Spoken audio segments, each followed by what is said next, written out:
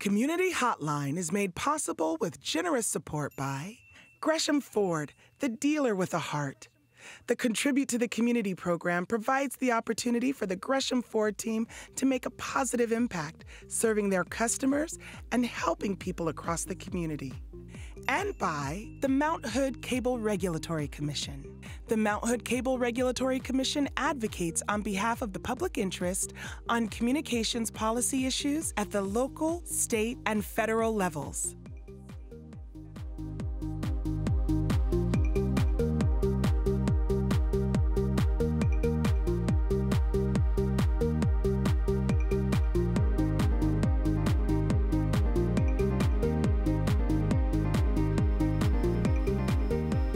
Hi, and welcome back to Community Hotline. So glad you stayed with us. Now we're going to be talking with a friend of mine, Stephen Butler, who is here to talk about Oral Hole Foundation for the Blind. Stephen, it's a pleasure to have you back. Hi, Monica. It's always a great time to be here. Thank you. Thank you so much. As a representative of the Oral Hole Foundation, you've shared some of your knowledge in the past. You're also on the Gresham Planning Commission. I believe, are you the chair of that? I'm chairman of the Planning Commission, yes. Let's see, you're a volunteer here at MetroEast. Cameraman, believe it or not. I know, cameraman. And yeah, I always tell that story about, you know, people who are blind or low vision may have some skills you just don't, you know, you wouldn't expect them to have. Like you have run camera for us on this very show before, and have done a fantastic job. So you just never know. So as a representative of Oral Hole Foundation for the Blind, it's a location. It's located in Sandy, right? It's on Oral Hole Road in Sandy. On Oral Hole Road, no less. 22 beautiful, beautiful acres. I can't believe I haven't gotten out there yet, but I will. Right down on the Sandy River. Yeah, I've had invitations. I know you have. I know you have. I will get out there. I will get out there. So this is a place where people with low vision or people who are blind can go and have a retreat or a conference. Tell me the kinds of things you can do there. We're really excited about some of the things that have been going on out at Oral Hole and what we're doing. We have living with vision loss seminars. Okay. And we also have social activities, or we have learning activities. And like, for example, you might wash your dishes and realize, okay, hey, this is cool. I can do this. You can see it, and you reach in there, and you pick the knife up correctly, and you wash it, and you put it away. Mm-hmm. Try doing it sometime with your eyes closed. You reach in there, and you grab the wrong end of the knife, and pretty soon you're bleeding everywhere. Yeah. Or you're breaking stuff. And so there's a technique that you can learn how to be productive and independent with low vision.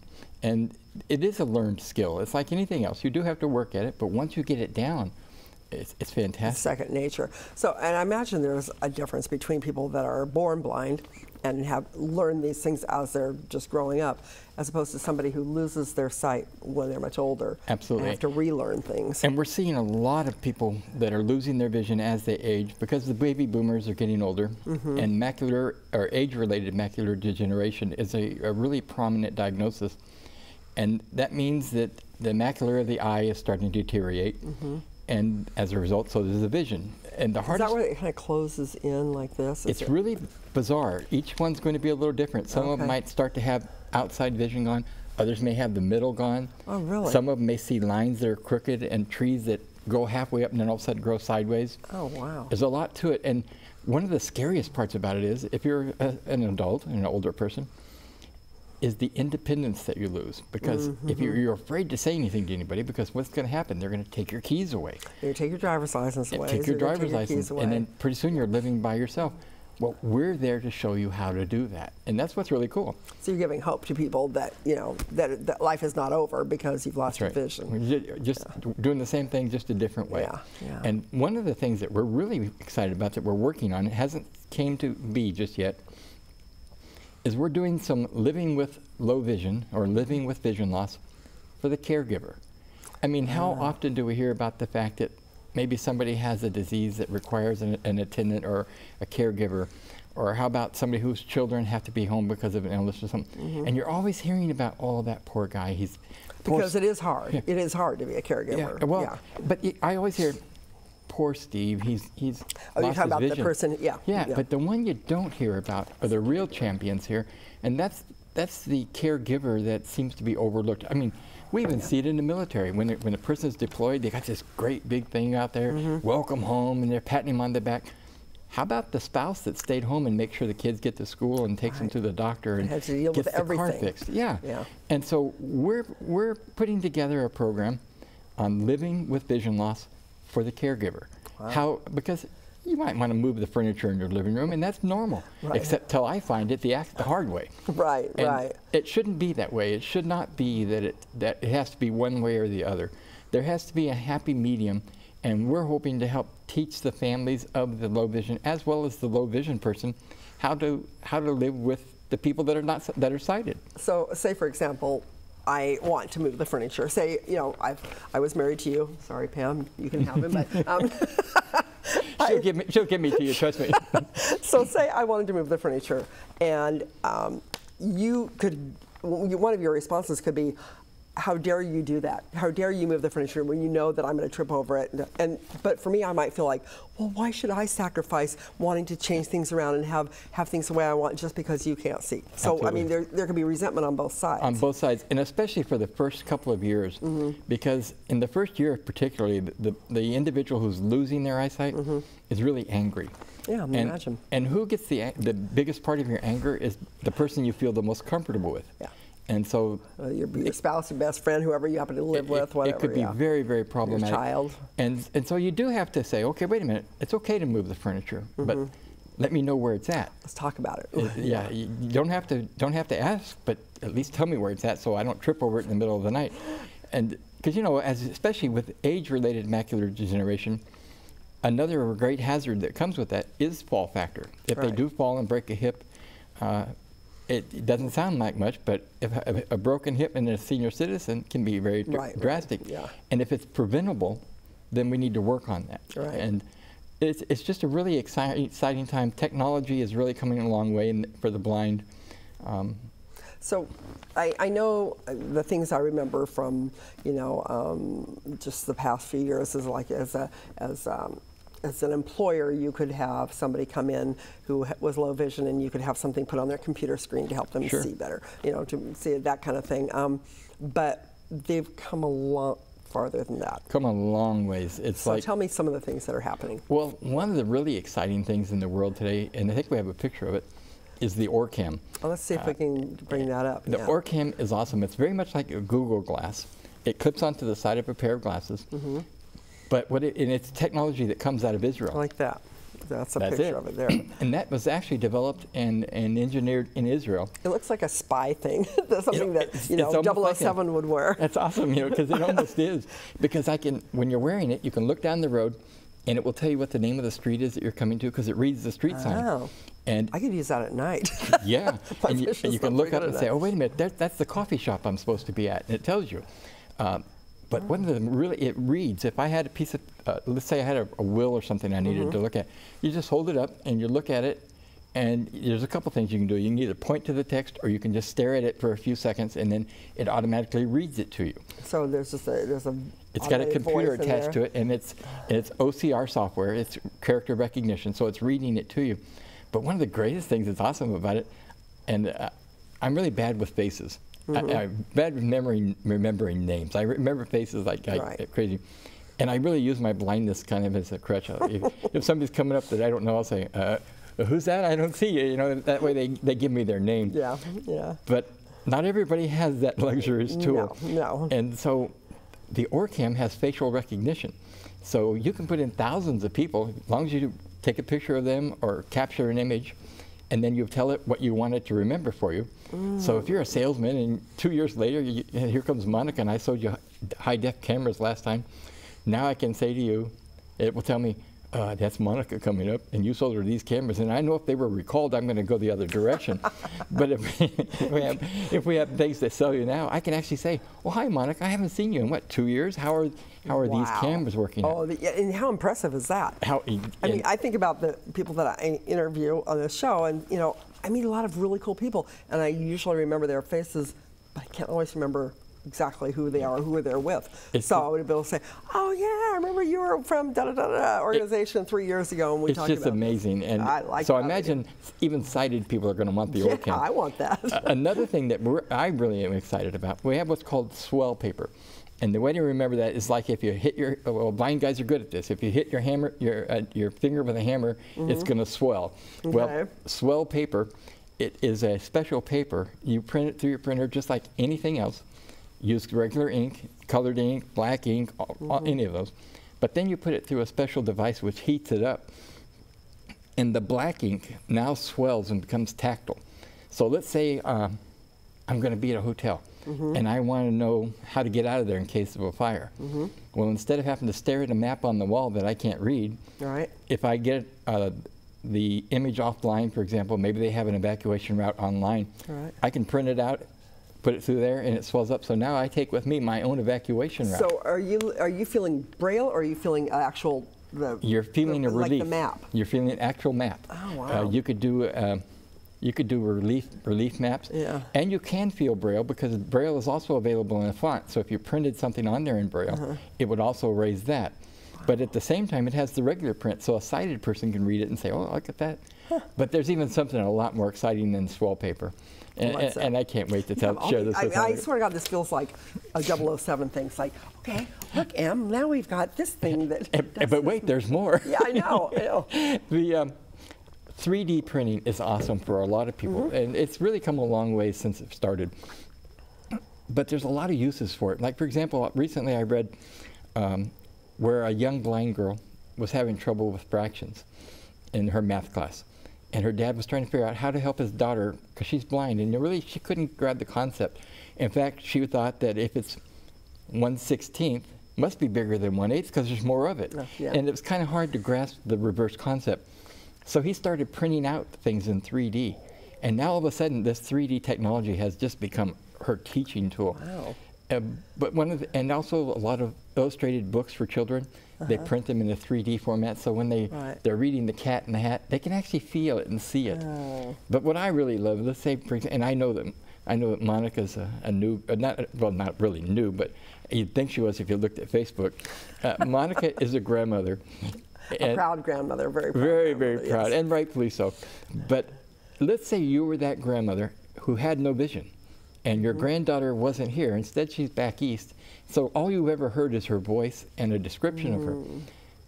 So somebody sends you a picture of your beautiful granddaughter, and if you print it out in 3D, now all of a sudden you have a relief of the face.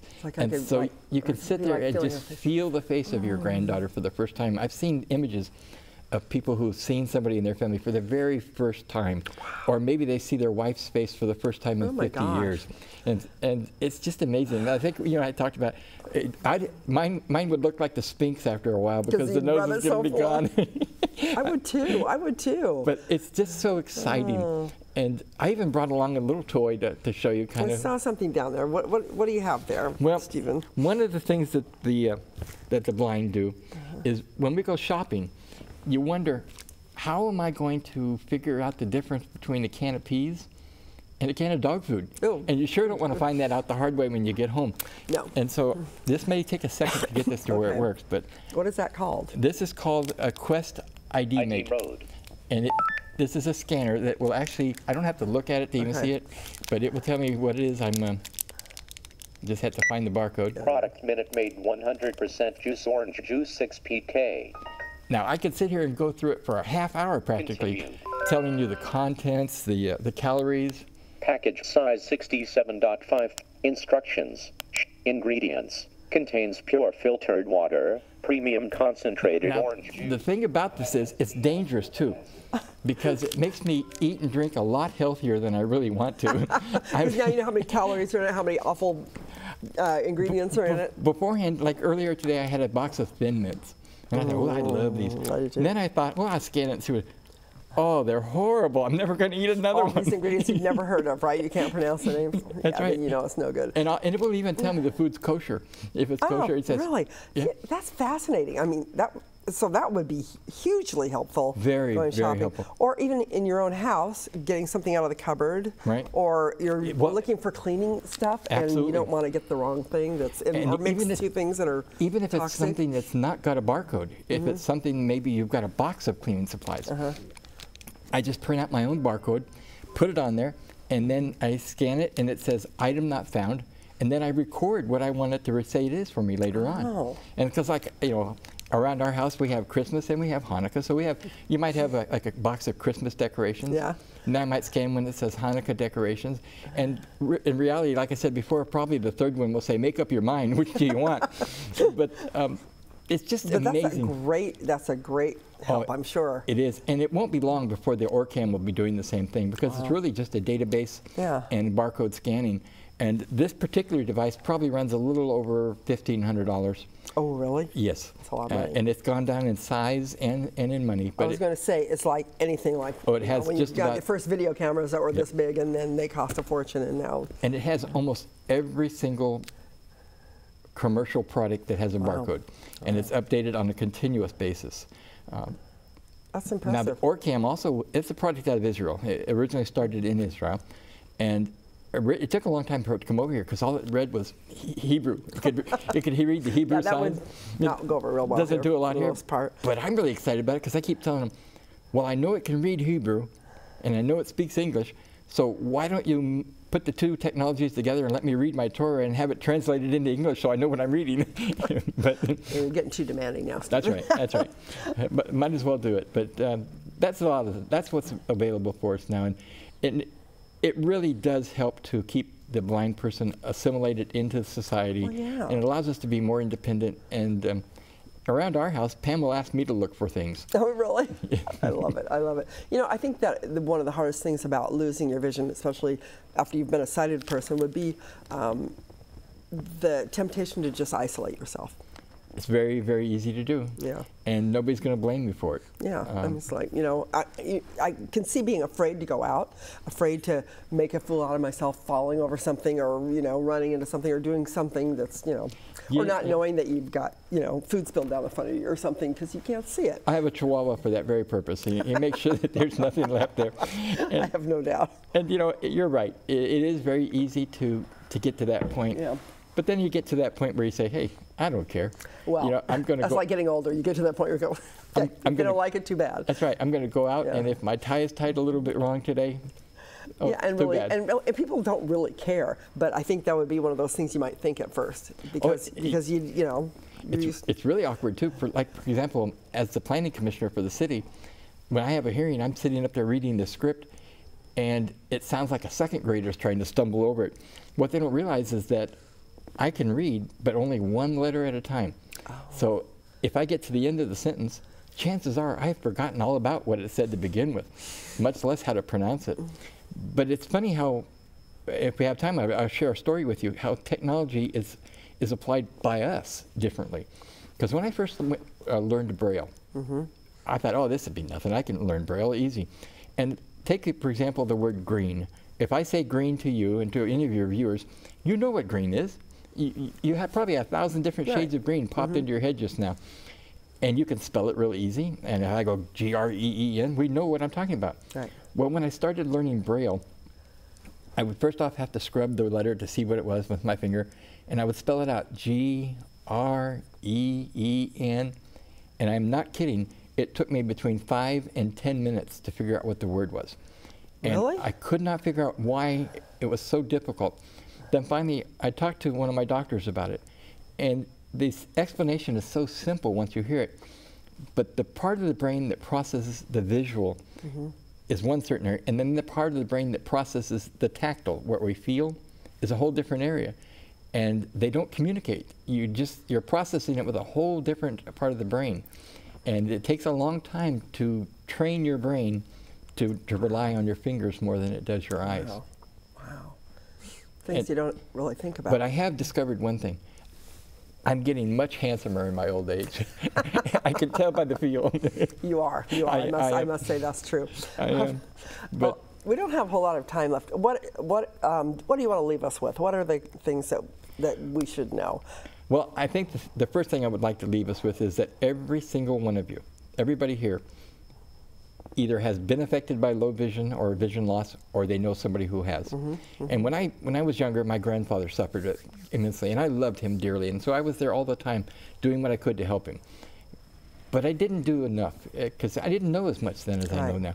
And in hindsight, I sit around all the time going, gee, if I had only known this, I could have made his life so much easier. Well, now you're in that spot. You now know that, and so there are people out there that, since you now know that these things are available and that this training is available, you can make people's lives easier. And now's the time to do it, rather than wait till next year and say, gee, if I had only done this. And so I pray that people will say, let me introduce you to some people that can help you out. Never turn away because you think that there's not. When the doctor tells you that's all we can do, that just means now it's their turn to help. Wow. And I think I would leave you with the fact that any one of us can lose our sight. At any time. At any time. But we have to give up our vision. So if you don't give up your vision, you'll always be in a productive, independent state. It is always such a pleasure to talk to you. I love your upbeat philosophy, and it makes perfect sense. Thank you so much, Stephen. Thanks for having us out. It's always a pleasure. Thank you so much for watching Community Hotline. Stephen Butler, extraordinaire volunteer here, and so much more. And if you want to find out more, you can go to the Oral Hole Foundation for the Blind website. The information should be there. Do some research, find out about these new products that are out there, and or give him a call, and he'll be able to give you some information too. So do help your friends and family that are low vision. You never know when you might be in that situation yourself. So thank you so much for watching Community Hotline. We'll see you here next week. Good night.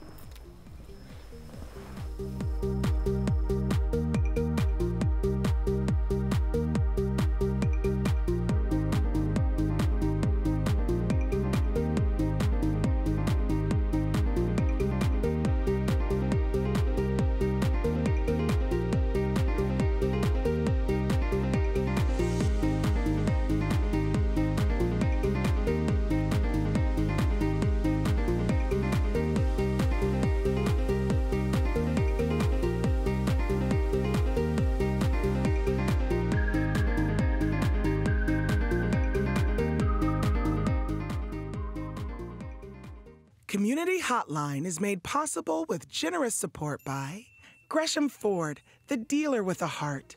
The Contribute to the Community program provides the opportunity for the Gresham Ford team to make a positive impact, serving their customers and helping people across the community. And by the Mount Hood Cable Regulatory Commission. The Mount Hood Cable Regulatory Commission advocates on behalf of the public interest on communications policy issues at the local, state, and federal levels.